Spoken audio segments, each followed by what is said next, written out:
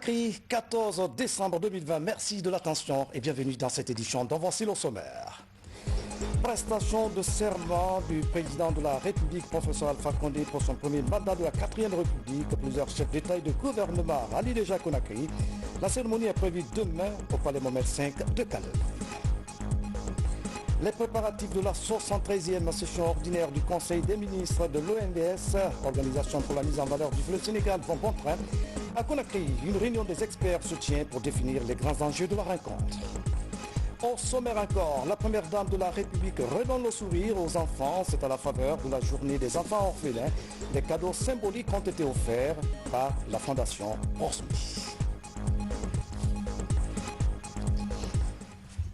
Mesdames et messieurs, bonsoir. L'actualité, vous le savez, le président de la République, professeur Alpha Condé, prêtera serment demain au palais Mohamed V de Conakry et sera investi pour son tout premier mandat de la 4e République. L'événement mobilise plusieurs chefs d'État et de gouvernement du monde. Déjà, de nombreux présidents et de délégations rallient Conakry, une manière pour eux de montrer leur soutien au président élu de la République de Guinée. Le temps fort du cérémonial d'accueil à l'aéroport international de Conakry-Bessia avec Fodé Camara. Ici, sur le tarmac de l'aéroport international Conakry-Bessia, comme pour annoncer les couleurs de l'investiture du président de la République prévue demain 15 décembre, depuis 2 heures, de 17h à 19h, beaucoup de délégations ont atterri. 5 présidents viennent de fouler le sol de l'aéroport international Conakry-Bessia. Une animation qui prouve l'excellence des relations que le président de la République entretient avec les autres pays de l'Afrique et notamment des pays de la sous-région. On a vu ici atterrir Nana Akufo-Addo, mais aussi le président du Burkina Faso, Roch-Marc Christian Kaboré. C'est le maréchal Idriss Déby Itno, président de la République du Tchad, qui a ouvert le bal de ce ballet diplomatique.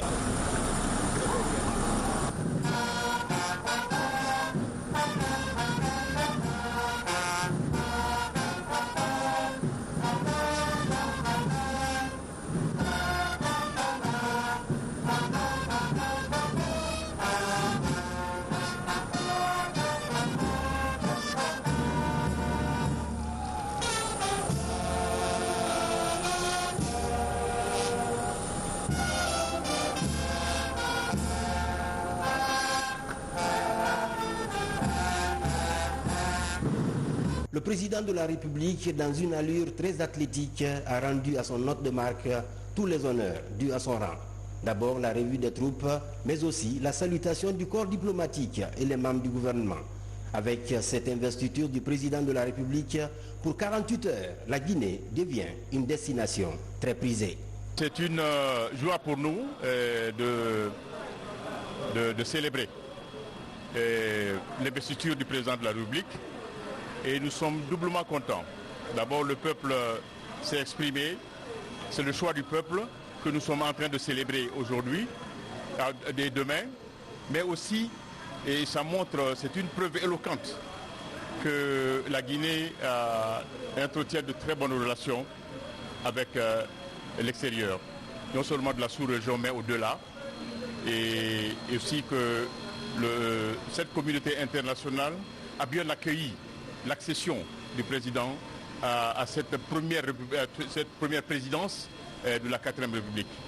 Donc nous sommes très fiers du nombre de délégués qui arrivent aujourd'hui et demain pour venir célébrer avec nous la grande victoire du président professeur Alpha Condé. Depuis hier, moi je suis venu accueillir le vice-président du Zimbabwe.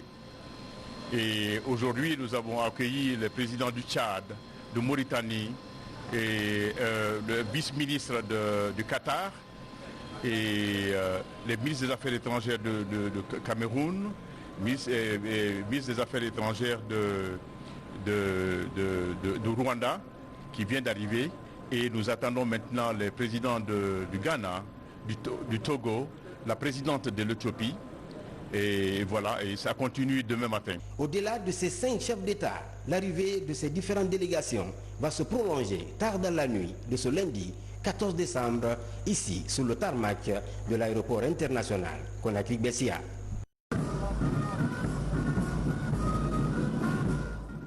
Merci Fodé pour ce compte-rendu. À l'occasion de l'investiture du premier président de la 4e République, son Excellence, professeur Alpha Condé, le ministre en charge de la fonction publique et du travail, porte à la connaissance des travailleuses, travailleurs et agents des secteurs publics, mixtes et privés que la journée du mardi 15 décembre 2020 est déclaré férié, chômé, payé sur toute l'étendue du territoire national. Le ministre en charge de la fonction publique et du travail profite de cette heureuse occasion pour souhaiter une belle cérémonie d'investiture à l'ensemble des travailleurs, travailleuses et à tout le peuple de Guinée, signé Dr Mamadou Ballo.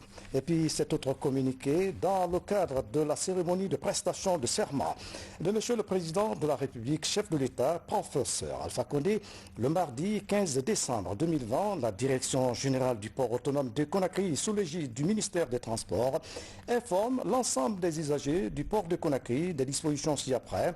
Les mouvements de camions en provenance et à destination du port de Conakry sont suspendus du lundi 14 décembre 2020 au mardi 15 décembre 2020. Les rentrées et sorties de camions pour les livraisons restent interdites. Toutefois, les opérations sur les navires peuvent se faire à l'intérieur du port. Il est porté à l'attention des sociétés de consignation, manutention, de transit et transport opérant au port de Conakry, y compris le terminal à conteneurs, que les journées du lundi 14 décembre 2020 et mardi 15 décembre 2020 ne seront pas décomptées dans la franchise admise pour le séjour des marchandises au port autonome de Conakry. En conséquence, ces journées ne doivent pas être facturées à la clientèle au titre des stationnements prolongés de marchandises. Aucun camion n'est autorisé à stationner le long des voies de circulation et leur emprise avoisinant le port de Conakry. Conakry, le 14 décembre 2020, la directrice générale, Madame Touré Aïssata Haribo. Et puis en plus bref, à Abidjan, Côte d'Ivoire, le président Alassane Dramane Ouattara a prêté serment ce lundi devant le Conseil constitutionnel pour un mandat de 5 ans et promet de prendre à bras le corps les questions de réconciliation et de sécurité. Plusieurs personnalités du monde étaient à cette cérémonie d'investiture du président ivoirien. La Guinée était représentée par le Premier ministre chef du gouvernement, Dr Ibrahima Kassory Fofana. Dans l'actualité encore, la réunion des experts de l'OMVS, l'Organisation pour la mise en valeur du fleuve Sénégal, s'est ouverte ce lundi ici à Conakry. Elle regroupe des participants venus du Sénégal, du Mali, de la Mauritanie et de la Guinée. Cette rencontre constitue l'étape préparatoire de la 73e session ordinaire du Conseil des ministres prévue les 17 et 18 décembre prochains ici à Conakry. Lancé Koulibaly. Les experts des pays membres de l'Organisation pour la mise en valeur du fleuve Sénégal échangent autour des questions relatives aux activités de cet organisme. Cette rencontre constitue l'étape préparatoire de la 73e session ordinaire du Conseil des ministres de l'OMVS prévue les 17 et 18 décembre à Conakry.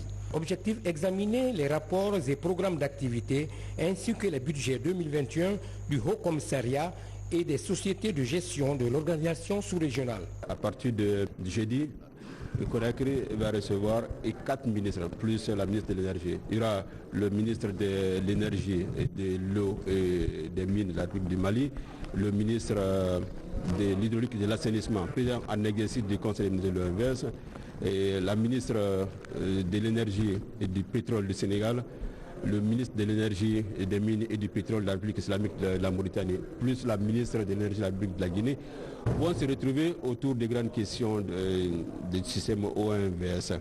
Et comme vous le savez, notre organisation a un tournant décisif.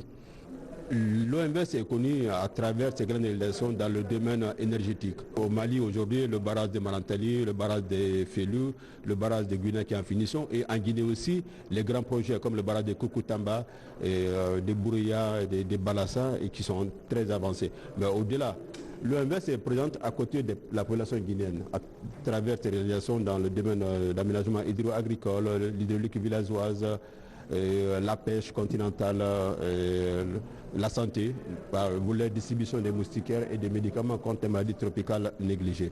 Donc nous, experts, nous sommes réunis ce matin pour préparer cette rencontre des ministres qui prendront les grandes décisions concernant le fonctionnement et l'avenir de notre organisation.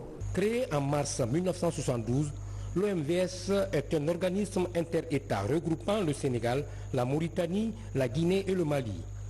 Elle a pour vocation de favoriser un développement intégré et coordonné du bassin du fleuve Sénégal basé sur la maîtrise et la gestion rationnelle des ressources en eau. Dans l'actualité encore, dans la dynamique de l'atteinte des objectifs de développement durable, les différentes agences des Nations Unies se réunissent chaque année pour faire le bilan de leur activité et examiner les projets à venir. Dans la région de l'Abi, plusieurs actions sont développées, même si les nombreux défis restent à relever. Mamadou Alpha Badé, Sarfdin Diallo. L'un des plus gros défis de la planète demeure l'atteinte des objectifs du développement durable avant 2030.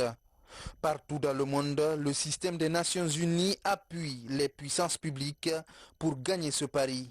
Chaque année, les différentes agences de l'institution se réunissent pour évaluer les résultats obtenus, les projets en cours et les objectifs en vue. On a mis en œuvre, malgré les difficultés enregistrées cette année, liées au contexte Covid-19, liées aux troubles sociopolitiques que nous avons tous connus cette année, qui sont très déplorables, nous avons quand même eu des résultats en dépit de toutes ces difficultés. Les différentes agences du système des Nations Unies ont œuvré sur le terrain pour pouvoir assister les personnes les plus nécessiteuses, les plus vulnérables au niveau du terrain. La santé, l'éducation, l'agriculture, l'environnement sont entre autres secteurs prioritaires. Cette année, le coronavirus a fortement impacté les projets en cours. De nombreuses ressources ont été réorientées dans la lutte contre la pandémie. Dans le cadre de la protection, beaucoup de choses ont été faites. Dans le cadre de la vaccination des enfants, dans le cadre de la tenue des réunions au niveau des centres de santé, des réunions du secteur de l'éducation, l'amélioration du taux d'enregistrement des naissances dans tous les domaines. De toute façon, ça bouge. C'est pour moi une opportunité de venir les remercier, les féliciter et exprimer toute notre reconnaissance, celle de l'ensemble de mes populations et de nous-mêmes pour le grand travail qu'ils ont accompli dans cette région malgré les difficultés qu'ils ont endurées. À travers les enseignements tirés de ces rencontres d'échange, de nouvelles stratégies sont envisagées pour améliorer les résultats sur le terrain et contribuer à accélérer les projets de développement, notamment dans l'arrière-pays. Les violences basées sur le genre sont en débat ici à Conakry. Après 16 jours d'activité, les acteurs échangent sur le processus d'urgence d'aide aux victimes. La démarche vise à stopper ce fléau en Guinée. Suivez ce reportage, Tcherno Maroufba, Abdoukarim Kamara. Après 2 semaines d'activisme sur les violences basées sur le genre, les acteurs se retrouvent à nouveau pour échanger sur le processus d'urgence en faveur des victimes. Les débats entre ces panélistes venus des ONG, l'OPROGEM, la médecine légale et le gouvernement ont permis d'identifier quelques faiblesses, mais aussi de proposer des solutions pour freiner ce fléau. Les violences basées sur le genre, c'est une réalité dans notre pays. Ces violences s'exercent particulièrement aujourd'hui à travers les agressions sexuelles. Ces agressions sexuelles, malheureusement, dans 70% des cas, se font chez des filles mineures qui sont des prépubères et qui constituent un réel problème, un danger pour la santé publique. Dans la lutte quotidienne contre les violences basées sur le genre, plusieurs partenaires accompagnent le gouvernement guinéen. Selon la dernière enquête démographique de santé de 2018, 95% de femmes de 15 à 49 ans sont victimes de ces violences. Nous cofinançons avec Annabelle cette journée qui est organisée par Annette Touré. C'est une journée qui clôture 2 semaines de mobilisation pour dire stop à la violence basée sur le genre et le respect des droits humains. Donc pour nous, c'est important d'investir là-dedans. Les violences faites aux femmes sont récurrentes. C'est une véritable problématique auquel nous sommes confrontés. Et vraiment, il va falloir, les mécanismes existent pour pouvoir lutter contre ces violences, mais revoir les mécanismes afin de mieux réduire cette violence faite aux femmes. Après la table ronde, les participants ont suivi quelques témoignages de femmes victimes de viol, ainsi qu'une pièce de théâtre intitulée « Chronique d'une journée sans fin ». Technique de rédaction administrative. La question vient de regrouper à Conakry une trentaine de cadres formateurs. Les bénéficiaires seront des points focaux et permettront aux jeunes stagiaires de connaître les notions élémentaires de l'administration. Mohamed Amin Kamara, Kadiatou Kaba. Pour promouvoir le développement à la base, le ministère de l'administration du territoire fait du renforcement des capacités des agents locaux une priorité. De nouvelles stratégies sont aujourd'hui mises en place pour renforcer l'ingénierie de formation du centre de perfectionnement de Sérédou.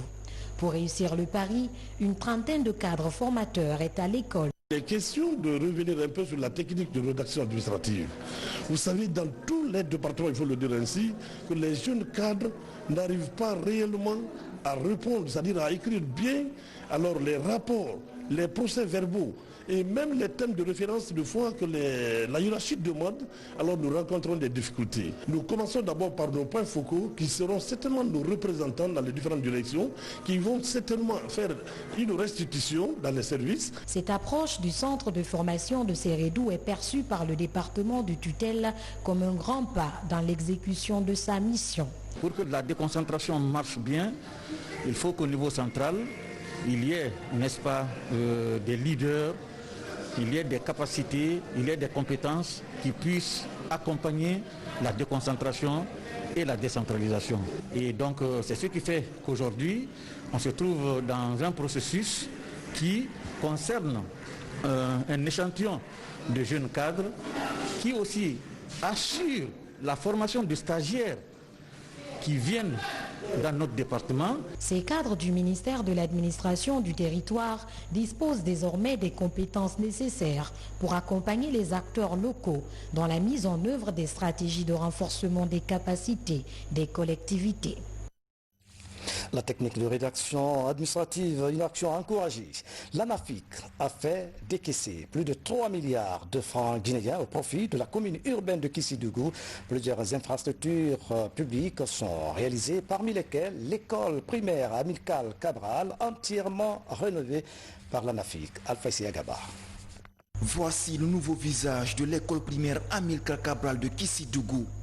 Créé en 1951, l'établissement est entièrement rénové puis équipé. C'est une des infrastructures réalisées par l'Agence nationale de financement des collectivités. La salle des fêtes de la mairie, la rénovation du stade préfectoral de Kissi-Faramaya avec ses 27 boutiques et la construction d'un pont de franchissement reliant Diassafé-Koura à Diassafé-Koura dans la commune urbaine sont aussi quelques acquis de l'ANAFIC.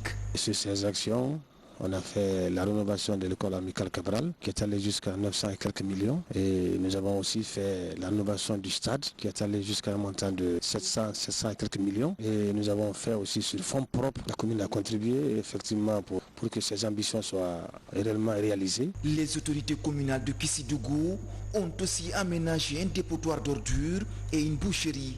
Un plan de développement local est d'ailleurs mis en place à la mairie. Il vise à créer un cadre de dialogue pour un développement participatif dans la localité. C'est dans ce cadre que ce bâtiment du lycée Sundiata Keita est réalisé par un fils du terroir. On a mis en place un plan quinquennal et présentement il y a eu des activités qui sont en cours de réalisation, telles que le lycée de Sundiata que vous avez visité tout de suite, qui est financé par un ressortissant. La commune urbaine de Kissidougou a reçu 2,801 millions. Vu la pertinence des projets, la collectivité à travers le conseil communal a aussi voté à 185 millions pour ajouter sur les 2,801 millions que l'ANAFIC a envoyé à la collectivité. Donc le fonds d'investissement de notre commune s'est élevé à 3,225 millions 930 000 francs guinéens. Et ces montants nous ont permis de faire plusieurs projets. Le coût de ces différentes réalisations est estimé à plus de 3 milliards de francs guinéens. Comme la préfecture de Kissidougou, l'Agence nationale de financement des collectivités continue de faire des heureux dans d'autres localités du pays. Formation à présent avec la sortie de 2 promotions de l'École nationale des postes et télécommunications de Kipé. Il s'agit de la 51e promotion BEP et la 5e promotion BTS. Ces étudiants en fin de cycle ont choisi le ministre de l'Information et de la Communication, Amara Somparé, comme parrain de leur promotion. Mamadou Saliouba, reportage. Ce sont 2 promotions qui fêtent la fin de leur cycle de formation à l'École nationale des postes et télécommunications de Kipé. Il s'agit de la 51e promotion de brevet d'études professionnelles en télécommunications et la 5e promotion de brevet de technicien supérieur. Ils reçoivent leur sésame pour couronner 3 ans de formation pour les uns et 2 ans pour les autres. J'avoue que nous avons souffert. Et aujourd'hui, alhamdoulilah, on se rend compte que les sacrifices que nous avons faits, ça n'a pas été néant. Nous nous efforçons à donner à nos étudiants le maximum de qualité dans la formation qu'ils reçoivent. Ces récipiendaires, au nombre de 86, ont choisi le ministre de l'Information et de la Communication pour parrainer leur promotion. Une promotion qui porte le nom de Mamoudou Keïta, chargé de la modernisation du travail gouvernemental. Vous êtes récompensé par ce sésame qui est le diplôme que vous allez recevoir, mais ce n'est qu'un point de passage pour vous en fait. Vous terminez un chapitre de votre vie pour en ouvrir un nouveau, celui de la vie professionnelle. Soyez audacieux, soyez courageux, soyez inventifs. Je vous invite à cultiver certaines valeurs qui constituent des vertus cardinales qui fondent et valorisent notre société. Il s'agit de faire preuve de discipline, de ponctualité, de rigueur, d'intégrité, de loyauté. Durant leur cycle de formation, ces étudiants ont appris des filières techniques comme la retransmission, la radiodiffusion ou encore l'informatique. Le ministre des Postes, des Télécommunications et de l'économie numérique, invité à cette fin de cycle, promet d'équiper davantage l'École nationale des télécommunications de Kipé. Une action qui devrait permettre à cette institution d'être à la hauteur de son ambition, qui est celle de bien former pour mieux servir. Volet éducation toujours, une déclaration sur la sécurité des établissements scolaires vient d'être rédigée. À Koya, tout près de la capitale, les acteurs discutent des stratégies d'adoption du document. Plusieurs autres questions liées à la protection des écoles ont été débattues. Alga Simba. Les attaques contre l'éducation comprennent des actes de violence contre les établissements scolaires, les élèves et étudiants, mais aussi le personnel enseignant. Pour la protection de ces temples de savoir, une déclaration sur la sécurité dans les établissements scolaires est rédigée. Ici, à Koya, les acteurs échangent sur les stratégies d'adoption du document. Comme nous remarquons une lenteur dans l'endossement de cette déclaration au niveau pays, c'est de peaufiner les stratégies afin qu'on mette un peu de pression pour pouvoir amener les autorités à comprendre le sens de la sécurité dans les écoles pour que la déclaration soit signée. Mais également, au sortir de cet atelier, nous devons quitter ici avec un plan d'action clair pour le suivi du processus de l'endossement. C'est ce que nous attendons vraiment de cette rencontre. Durant 3 jours, ces panélistes vont échanger sur plusieurs points axés sur la protection des établissements scolaires durant les conflits. Les débats vont aboutir à des recommandations pour préserver les établissements scolaires pendant ces troubles. Je suis satisfait de cette opportunité qui s'offre pour parler de tels problèmes. La sécurité dans les établissements, je crois qu'il y a un progrès qui est fait quand même. Si vous en souvenez, il y a 5 ans, 7 ans, dans nos grands établissements, il y avait toujours des conflits, il y avait des clans. Mais à la date d'aujourd'hui, on ne vous parle pas de clans. Il peut y avoir des délinquants. Mais, comme je vous le dis, il faut des efforts. À travers ce document de plaidoyer, Plan International Guinée compte accompagner le gouvernement dans sa politique de protection des établissements scolaires. En attendant sa validation, une commission doit être mise en place pour le suivi du document. Dans l'actualité encore, la structure Guinée et Vin vient d'organiser la 3e édition de la journée des orphelins. Au jardin du 2 octobre, plusieurs orphelins ont pris part à la cérémonie. La fondation Prosmi a offert des cadeaux aux enfants. Par ce geste, la première dame de la République redonne le sourire aux orphelins. Diabo Kabar était de la partie. C'est vrai, de la chaleur parentale, ces enfants sont souvent marqués à vie. Au jardin du 2 octobre, ils découvrent quelques merveilles de la nature. Pour leur redonner le sourire, cette plateforme les accueille pour un moment d'affection. Des cadeaux de la Fondation Prosmi sont offerts pour leur permettre de vivre dignement. Cette journée, c'est bien aimé parce que c'est pas beaucoup de personnes, c'est pas d'autres personnes qui viennent pour nous pour faire les trucs pareils là aux enfants. Nous sommes des orphelins, on n'a rien. On doit compter sur vous parce que c'est vous qui nous donnez à manger, payer nos scolarités. Vraiment, je suis ravie. On a passé une période très difficile cette année puisque la pandémie a empêché beaucoup de sorties.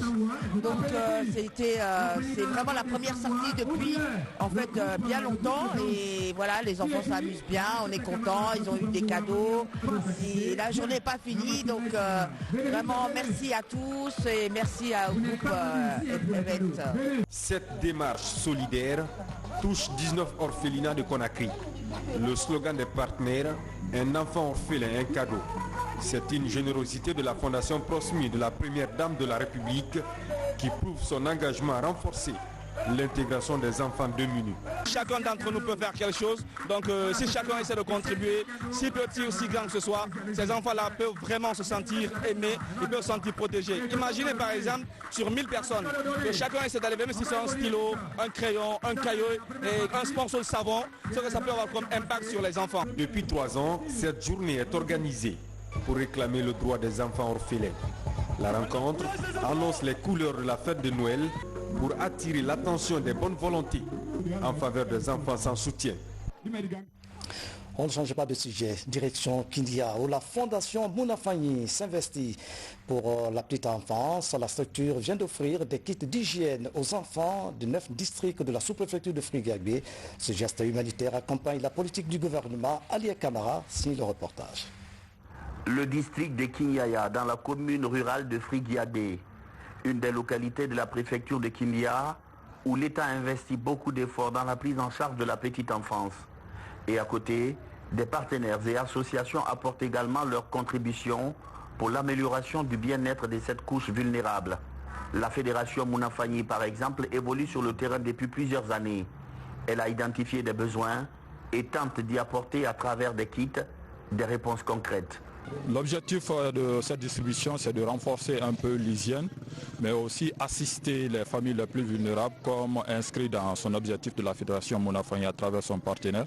C'est pour appuyer ces familles qui n'ont pas vraiment des moyens, afin de les accompagner pour l'encadrement, mais aussi l'évolution dans la bonne condition de nos enfants dans nos communautés. L'aide intervient à travers un système de parrainage. 9 communautés rurales sont ciblées. Au total, 4149 kits entrant dans l'hygiène et l'entretien des enfants sont offerts. La démarche devrait se poursuivre jusqu'à l'hôpital régional pour assister également les nourrices. Je suis tellement contente pour eux. Je les remercie très fort. Je suis tellement fière même. Les enfants à la pédiatrie, à la maternité, ça c'est une couche vulnérable, très sensible. Et nous savons que parmi les objectifs millénaires de l'OMS, vous savez, la prise en charge de la mère et de l'enfant sont des grandes priorités. Et je pense que cela vient combler, alors c'est trop. Cet acte humanitaire vient en renfort des efforts fournis par le gouvernement guinéen et des partenaires comme Child Fund pour aider à l'émancipation de la petite enfance. Épiculture, avant de refermer cette édition, la ville de Zérikouré va abriter la première édition du Festival des Arts de la Forêt. L'annonce a été faite à Conakry par le comité d'organisation. L'événement est attendu du 19 au 24 janvier 2021. Le but est de donner une visibilité culturelle et touristique de la région forestière. Mikni Moussa Kamara Maurice Sidibi. La Guinée forestière, une région culturelle, culinaire et touristique. La région abrite le mont Nemba, le plus culminant du pays. Avec 1752 mètres, il est classé patrimoine mondial de l'UNESCO. Ces montagnes disposent d'autres merveilles, comme les crapauds vivipares, uniques au monde, des potentialités méconnues et qui méritent d'être portées à la connaissance du grand public. D'où l'idée du Festival des Arts de la Forêt. La première portée que l'événement aura, ça va nous permettre de donner une visibilité à la région des Zéro-Corée. Beaucoup attendent parler des Zéro-Corée, mais dans ce sens culturel, dans ce sens de recherche et de potentialité, il n'y a pas une communication, la communication est beaucoup limitée. Sur le plan musical, le mythique orchestre Bembeya Jazz International a été fondé en forêt. L'orchestre a été sur le toit du monde pendant plusieurs décennies. Seattle nos prix découverte RFI 2011, Ren Pelagi, les Awagi, Seni Malumou ou Femanu Fofana sont bénéficiaires de plusieurs distinctions à l'échelle nationale et internationale. Beaucoup me diront pourquoi à Zéro-Corée. Pas parce que c'est dans la zone, mais on s'est rendu compte que c'est l'une des raisons qui de nos jours est en manque d'événements. Et mieux, vu la distance entre le pays profond et la capitale, vu aussi également les crises à répétition, on s'est dit que le seul élément fédérateur dans un pays, c'est la culture. C'est une manière de rapprocher le peuple, la population de Zéro-Corée, qui est sortie un peu des moments tumultueux. Et donc c'est un événement qui va pouvoir peut-être rassembler ce peuple. La gastronomie forestière est mixée avec celle de la Côte d'Ivoire, du Libéria et de la Sierra Leone en raison de sa proximité avec ces pays. La teinture connaît un essor considérable au niveau de la sous-région. Autant d'éléments qui font dire que la fête sera belle lors de ces festivals à venir. Le Festival des Arts de la Forêt, nous y serons. C'est la fin de cette édition à tous. Merci de nous avoir suivis. Excellente soirée, où que vous soyez dans le monde. À demain.